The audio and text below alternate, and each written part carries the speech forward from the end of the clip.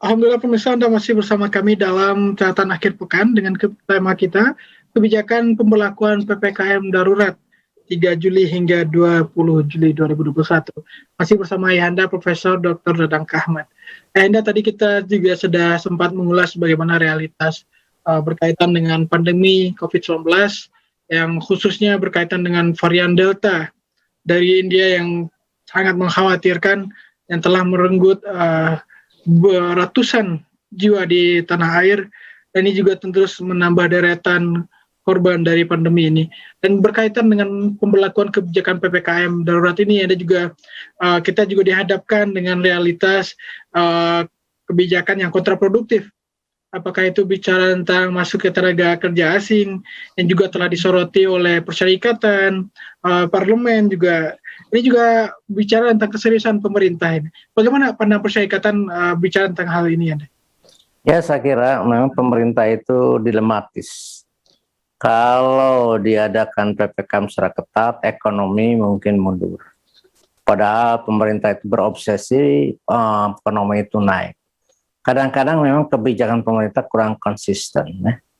Oleh karena itu, kenapa ini muncul, wabah ini menyerang sedemikian rupa sehingga kita kewalahan, itu diakibatkan karena diantaranya tidak konsistennya pemerintah dalam kebijakan, termasuk ya juga hal-hal yang seperti disebutkan tadi. Kalau negara-negara yang konsisten, ya, seperti Australia, Amerika, itu dulu sekarang sudah menurun walaupun mereka pernah menggila ya. Israel apalagi sekarang sudah buka masker ya di jalan di mana-mana. Karena mereka betul-betul menerapkan keputusan-keputusan yang betul-betul bisa menghentikan penyebaran. Tapi Indonesia sudah rakyatnya kurang pengertian, mereka rata-rata sekolah rendah, pemimpinnya juga tidak tegas, ya. Ya akhirnya ya begini.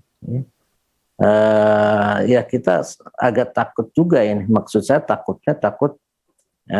makin menggila dan tidak bisa terkendalikan sehingga banyak yang korban nanti ke depan. Karena sekarang ini lihat saja rumah sakit pasien itu sudah tidak tertangani.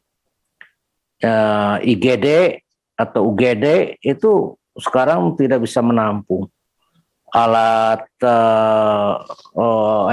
pembantu pernapasan sudah tidak mencukupi karena berderetnya itu angantainya itu. Dan penguburan itu kasusnya di sini. Kemarin tetangga yang dekat saya ada yang meninggal.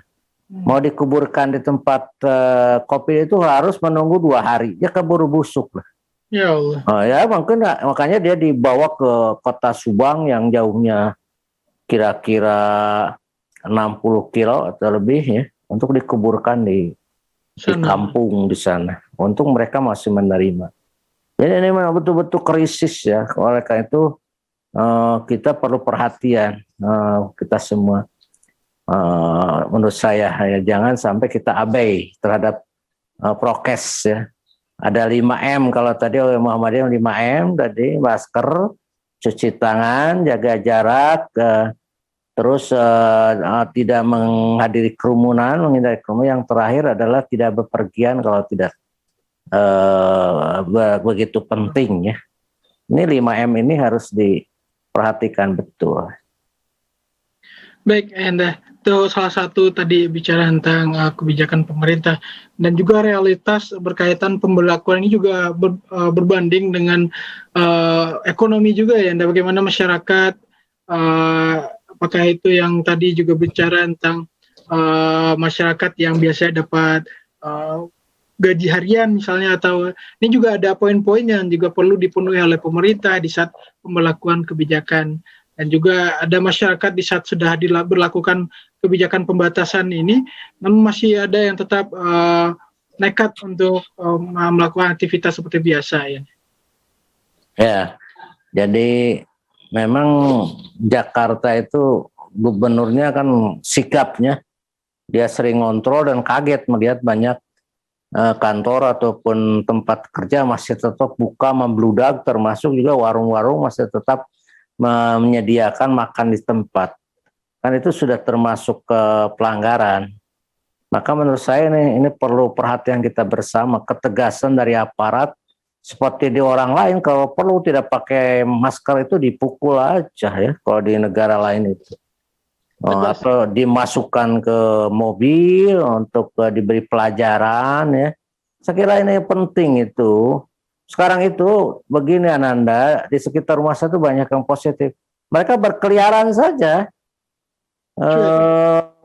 Padahal mereka sudah tidak bisa mencium bau ya, tidak bisa merasa. Biasa aja aktivitas ke masjid, ngobrol, kan tambah menyebar. Mereka anggap ini kan penyakit biasa gitu. Ini yang menjadi problem besar ya di kita ini. Ya sudah penduduknya kurang mengerti, juga yang pemimpinnya kurang memberikan pengertian pada masyarakat. Baik, itu yang terjadi kita lihat juga banyak di media sosial, bagaimana orang yang telah dinyatakan positif, abai dan bahkan tidak taat prokes sih.